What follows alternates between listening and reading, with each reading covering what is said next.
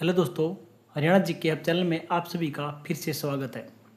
Video में बहुत देरी हुई, इसके लिए हम आपसे क्षमा चाहते हैं। अब आपको वीडियो लगातार मिलते रहेंगे। आइए दोस्तों शुरू करते हैं। आज का अपना टॉपिक है हरियाणा के व्यक्तियों के उपनाम। हरियाणा के व्यक्तियों के उपनाम भाग नंबर एक। आइए दोस्तों शुरू करते हैं। चौधरी बंसीलाल जी आधुनिक हरियाणा का निर्माता या शिल्पकार और हरियाणा का लौह पुरुष चौधरी बंसीलाल जी को कहा जाता था। क्या? आधुनिक हरियाणा का निर्माता या शिल्पकार और हरियाणा का लौह पुरुष किसको? चौधरी बंसीलाल जी को कहा जाता था। उसके बाद दोस्तों चौधरी छोटू राम जी सर दीनबंधु रहबर ए आजम और किसानों का मसीहा। कौन कौन से नाम से इनको जाना जाता था? चौधरी छोटू राम जी को सर छोटू राम जी कहा जाता था, रहबर ए आजम, दीनबंधु और किसानों का मसीहा। सर रहबर ए आजम, दीनबंधु और किसानों का मसीहा के नाम से चौधरी छोटू राम जी को जाना जाता था। उसके बाद दोस्तों लाला मुरलीधर जी केसर ए हिंद great old man of Punjab, केसर ए हिंद और राय बहादुर, इन नामों से लाला मुरलीधर जी को जाना जाता था। राय बहादुर, केसर ए हिंद और great old man of Punjab के नाम से इन्हें जाना जाता था। पंडित लक्ष्मीचंद जी इन्हें सूर्य कवि, हरियाणा का तानसेन और सूफी दर्शन के मीरा। किस नाम से? सूर्य कवि, हरियाणा का तानसेन और सूफी दर्शन की मीरा के नाम से इन्हें जाना जाता था। उसके बाद दोस्तों चौधरी देवीलाल जी। कौन? चौधरी देवीलाल जी। इन्हें जननायक, किंग मेकर, ताऊ, किसानों का मसीहा, राजनीति के विषम पितामह और शेर ए हरियाणा के नाम से चौधरी देवीलाल जी को जाना जाता था। एक बार सुनिए ध्यान से, किस नाम से? जननायक, किंग मेकर, ताऊ, किसानों का मसीहा, राजनीति के विषम पितामह और शेर ए हरियाणा के नाम से चौधरी देवीलाल जी को जाना जाता था। जननायक, किंग मेकर, ताऊ, किसानों का मसीहा, राजनीति के विषम पितामह, शेर ए हरियाणा के नाम से इन्हें जाना जाता था। बार बार रिपीट करने का मतलब दोस्तों यही है कि आप लोगों के दिमाग में सेट हो जाए और आप चीज़ों को लिंक कर पाए। उसके बाद दोस्तों जिक्र आता है खुशीराम जी। कौन? खुशीराम जी हरियाणा के दूसरे राज्य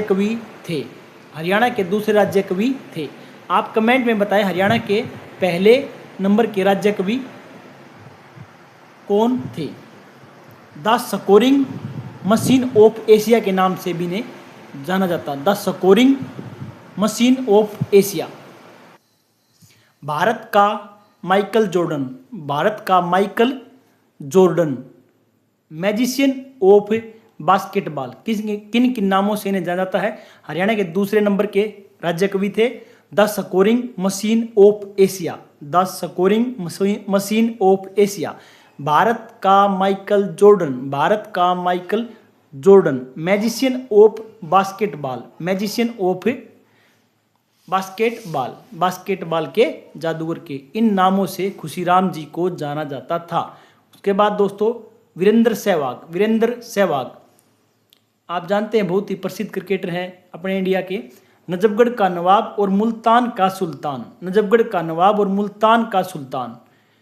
क्या बताया दोस्तों? नजफगढ़ का नवाब और मुल्तान का सुल्तान, इन नामों से वीरेंद्र सहवाग जी को जाना जाता था। उसके बाद हर्षवर्धन साहित्यकार सम्राट और शिलादित्य। किन नाम से? साहित्यकार सम्राट और शिलादित्य। दीपचंद बहमन जी हरियाणा का शेक्सपियर और कालिदास। किन नामों से? हरियाणा का शेक्सपियर और या हरियाणा का कालिदास, इन नामों से दीपचंद बहमन जी को जाना जाता था। एक बार दोस्तों जल्दी रिवाइज करते हैं। चौधरी देवीलाल जी को किंगमेकर, ताऊ, किसानों का मसीहा, राजनीति के विषम पितामह, शेर ए हरियाणा और जननायक।